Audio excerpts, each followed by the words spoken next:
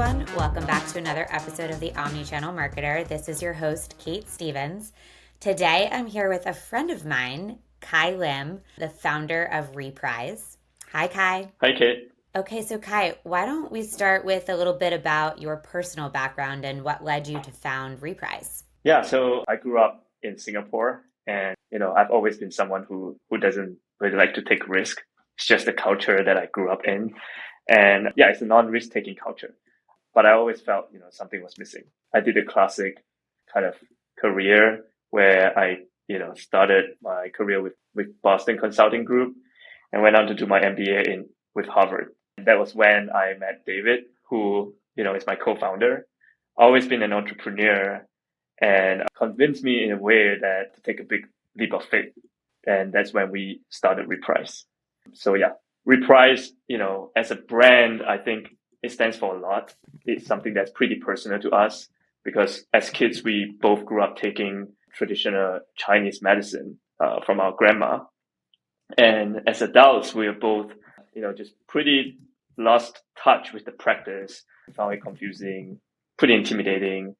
And so when we started on this journey, we spoke to Harvard professors who are, both Eastern and Western trained doctors. We spoke to experts in the field. We stood outside herb shop to speak to people who are like passing by, but not, but not going in. And yeah, we pretty much found out that there's that huge emotional hurdle when it comes to traditional Chinese medicine or Eastern medicine. And that's what motivated us to build Reprise. So tell me a little bit more about what Reprise is. Yeah, so Reprise is a brand that is rooted in traditional Eastern medicine. And our mission is pretty simple. We want to make the practice more relatable and more accessible so that more people would take that very first step to try taking Chinese herbs. And so what does that look like right now? So we have two forms of innovation so far. The first form is thinking through how we can make the process or taking that first step much more seamless. So we work with a team of Harvard doctors to build an algorithm that can recommend you the right herbs. So as a user or customer, when you go on our website, the first thing you would see that is highly featured is sort of a quiz that you can take. And that quiz aims to mimic the experience of speaking to an Eastern doctor. So at the end of that quiz, you get recommended the right combination of herbs based on your health goals and also your body constituent, like whether you're yin deficient, yang deficient, or maybe you have a balanced body, right? And then the second form of innovation that we have really comes more from my personal experience, just taking herbs like ginseng and reishi. If you have ever tried them, they can taste pretty bitter. Actually, Kate, have you ever tried ginseng or reishi? Or herbs? Only through your product, not as direct herbs. Okay, yeah. So David grew up the same. I guess a lot of Asian household might grow up the same way where you have a grandma who will brew you like ginseng tea. And after brewing the tea, you can smell ginseng all over the kitchen. Now that I'm an adult, I'm accustomed to the smell. I actually like it. But when you first start taking that could be very intimidating because it's very pungent. It's very strong. So yeah, the second form of innovation is we put these herbs that traditionally would be too strong for someone starting out into gummies that you mentioned so that they can be fruity, they can be tasty, and it encourages you to take that constantly. And is your initial consumer base, are you targeting, Asian Americans or, how do you think about your target customer? Yeah, that's a good one. So when we first started, maybe this is too much detail, we even launched a fake brand called Yo-Yo before Reprise. The sole purpose of Yo-Yo is exactly to test whether someone is willing to do the quiz or who our audience is. And I would say that our initial hypothesis and also mission was to bring this to wider Americans, so not Asian Americans. And that was our audience when we first started. I would say it was pretty balanced. We have audiences from different age range, from millennials to Gen Zs, and also have audiences who are Asians or non-Asians. But the report that I just pulled in recent months, and also from our social teams, we realized that we actually skew rather heavily on Asian Americans. Interestingly, I think it's the nostalgia that they have, but also just the fact that maybe this is something they've experienced and grew up with, and there's less educational hurdle. Mm-hmm. And I would say right now the ratio is almost like evenly split, right? Like maybe 50% of our customers are Asian Americans against the ratio of, the demographics of the country. I think that's pretty heavy. And, that's probably a good transition to what's the first channel that you launched in and how did you think about that? So the first channel that we launched in was online on our website, so D2C. The goal is to reach mass audience fast so that we can A/B test a lot of things quickly. I mentioned the fake brand Yo-Yo before we launched. That was also why we started D2C. Yo-Yo proved out to us that strangers on the internet, they're willing to give us their time when it comes to health and wellness. Time is often the most valuable commodity, but we proved out that people were willing to spend, 5, maybe 10 minutes taking a quiz, which could be counterintuitive to a lot of consultants that, were trying to get us to cut the length of our quiz. Mm-hmm. And so, that gave us confidence to actually go full into Reprise, and also why we chose that channel. So, now where are things and how are you thinking about future channel launches? I know, Kai, you specifically lead up the wholesale side of the business. So talk to me a little bit more about that side. Yeah, wholesale is really a channel that I'm pretty much focused on right now. And when we say wholesale here, it's not the traditional retailers. Specifically, we are working and partnering with acupuncturist clinics. Yes, and I'm heading that. When it first started, we actually weren't focused on retail at all. It came to my desk when we got our first inbound email from a clinic that was very interested. And very soon we got 5 other emails. And that's when we realized this could potentially be a great source of distribution for us. I personally love this channel because I feel that audiences and customers often look for authority when they are consuming a product, kind of parallel to how, if you go to a dental clinic, you get the dentist advice on what toothbrush or toothpaste you should use. So the fact that acupuncturists reached out to us gave me confidence that they could be a very valuable partner. And acupuncturists is also one of the fastest growing wellness industry in the US. So when we align with them, we could also build the similar trust within the community. And now that I had it, I pretty much started outreaching rather than waiting for inbounds. Mm-hmm. And so what were some successes and failures or learnings in launching in acupuncture stores? Yeah, I think the successes is when I made a sale. So the biggest success, I think, is from speaking directly with the acupuncturist and learning that this concept is something that they personally were excited about when they were in acupuncturist school.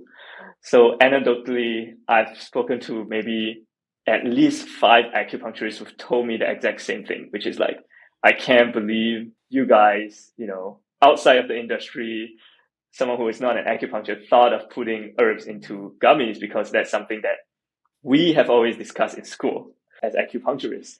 And the reason is because they also see an alignment in that a lot of customers or patients that they have are unable to take that very first step, either because they dislike pills, or they have too many pills, or they just can't keep up with the routine of swallowing pills every day. So that to me is a very strong success proof point in that they're very aligned with our products. Another success proof point for me is our herb manufacturer. We work with KPC, which is an herb supplier that is very renowned in the space. And so oftentimes when you go to acupuncturist clinics and they are giving you herbs, one of the biggest, very fundamental question they will have is, what is the quality of the extracts that you're using?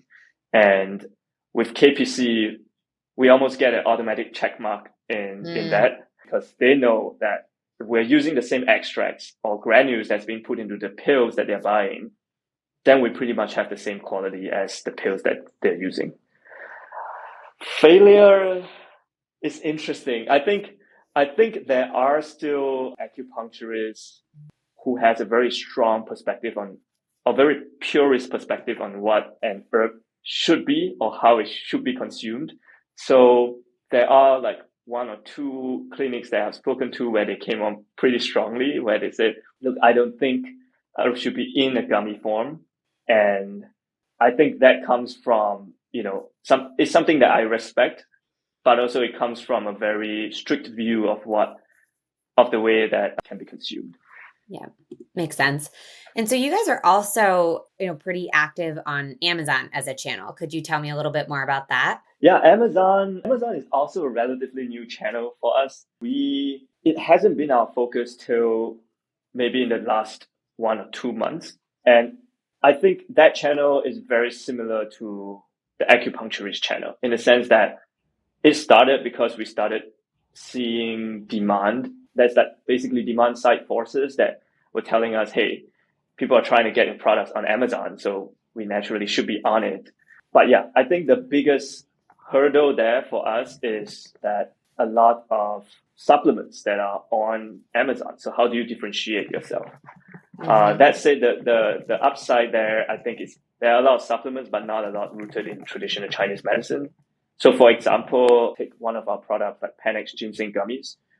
We already see that we're climbing up pretty fast in terms of ranking for that particular product because there's just not a lot of Panax ginseng gummies out there that you can trust with the quality of the herbs or extracts that they're from. And what are other ways that you're building trust for, an Amazon buyer or, how it's, I think, clear to me from like the acupunctures, how you're providing that level of trust, but how from the, D2C or Amazon consumer, how do you provide that same level of trust? That's a great question. I think there is always a cross-channel effect. So just being in clinics and visually being associated with clinics, I think that trust that is built on one channel does get across to others, right? So we have customers who might have first came across us in the clinics and then decide to move on later to buy from Amazon or to go on our website and eventually check out the quiz and purchase from us. I think other ways that is very commonly utilized to build trust is essentially social proof. So we have, many customers' testimonials attesting to how the product has worked for them. And that also, I think, helped in a way. Which is a good transition to, how do you think about your end-to-end brand experience across all of your channels? Yeah, I think we've thought a lot more about the online to offline, but not so much from offline to online. And the reason is because we started D2C. So, for example, I think we have the classic structure of classic foundational pieces of a D2C startup that includes how do you get them from an ad to a landing page to eventually a conversion? We also have the classic email marketing team that's working on how do you engage and retain our customers and also inform them of the different other channels that are coming through. So for instance, when we get into a clinic or when we get into a retail shop, we often collab with our partners to announce where we're available, right? But from an offline to online perspective, I don't think we have done a lot. QR code is definitely in something we have been thinking about, and I think there's a lot of potential in that, especially for our brand, because we have always thought about how our retail packaging, which is currently being worked on, could be better, right? For instance, how can someone go from as a retail customer to eventually scanning a code, realizing that they could actually do a quiz, or scanning a code and finding out and learning more about the brand or learning more about the herb. Because as I say, making this practice more accessible is part of our goal, and that involves a lot of education. So that's the way we see it now. Makes complete sense. How are you thinking about how your retail packaging might need to be different than your current D2C packaging? Well, there is a lot that will be very different. And this comes from, feedback either from our partners or from our customers, right? We love to, actually, I personally love engaging with my customers directly. So I do one-on-one interviews with them. I also do one-on-one interviews with my wholesale accounts. And I would say two things that would be a very big difference, right? One is the pack size. Currently, each of our pouches, 45 gummies in each pack, because we're able to communicate the reason behind why 45. right? If you go to our online site, you realize that we usually encourage our customers to take maybe 1 gummy a day for the first 2 weeks before ramping it up to 2. And that accounts for the 45. But with a retail environment, you don't have the luxury of having a landing page. So the customer sees your product, they make the decision right there and then. So I think the count of the gummies is going to be different. If it's a 30-day supply, maybe it's 30 gummies or 60 gummies, but it's not going to be as complex. Also in retail environment, the price point might have to be different, right? There is a different price point that everyone knows you don't want to exceed. Moving on to a topical focus that you feel bold or passionately about. What's something that you feel passionately about? Something I feel passionate about. Well, beyond traditional is the medicine topic. I think something that I personally feel passionate about is just consumer psychology. That's something that I have started looking into a lot. Consumer behavior, psychology. I realized that it's really interesting how micro stuff that you do could affect how someone perceive your product or even perceive the offer that your brand is bringing out, right? And so for instance, if you just look at our website, when you try to buy our product, you see 3 different offers. That's something that we often call like there's a sacrificial product in the mix, right? Where I have no intention of really selling that, but I put it there just so that it makes another offer look a lot more attractive. But what's also interesting going down this path is I realized that the sacrificial product I put in the mix ended up becoming something that consumers really like and became the most popular choice among the 3. So I think that's what I find very intriguing because there are all these theories, but until you test them, you don't really know, why, or you can't really predict what a consumer behavior might be. Totally. And then I think the second part of it, which is why I said I love talking to my consumers, is you can come to a room and you can hypothesize the 10 different reasons why certain thing might be. But until you speak to someone who actually was the one making the decision, all those theories could all be just false. How have you been learning more about consumer behavior? Have you, been reading books, or has it just been through testing, with Reprise? No, testing thing is definitely one of the things we do, but a big part of it is also there are quite a number of newsletters that speak to consumer psychology. I think one of them is even called Consumer Psychology. Oh, cool. Well, that is a good transition to our lightning round. Okay, just, quick answers here. Favorite omni-channel brand? Ninja. Yes. Love Shark Ninja. Thing you wish you could change about our industry? So here I would say, I wish the industry could allow us to grow more sustainably than everyone racing to a point where you're just competing on meta bids. Yeah, that's fair. Favorite podcast? How I Built This normalizes, the polarizing emotions that a founder like ourselves can go through. Totally. That was like my first podcast that, really got me excited about being a founder. Favorite newsletter? Yeah. So it's a new one, Express Checkout by Nate Rosen. Just found him, CPG News. Great newsletter. Yeah, he's awesome. Favorite social media channel? Amazon, loud and proud Asian brand. And, on Instagram, TikTok, or just across all the channels? Across all, but I use Instagram a lot more. Favorite book? So recent one that I read, Courage to be Disliked. I really like it. I think that speaks volumes about the things we do. Sometimes we kind of please everyone. I like that one. Favorite event that you're planning on going to this year? I think it's the classic Expo West. Yeah, for sure. Love Expo. Are you going to go to Expo East? We're still planning on it. Well, I'll see you there. Kai, where can people connect with you? I think the best channel would be on our socials. So at Reprise Health. Awesome. Well, Kai, it was so good having you on. It was great to hear more of the story of Reprise. Thanks for your time. Okay. Thank you, Kate. Bye. If you liked this podcast, follow me and the Bridge page on LinkedIn and Twitter for hot takes and tactical advice. If you really loved today's episode, we'd love a review on the podcasting platform of your choice, Apple Podcasts or Spotify. Thanks for listening.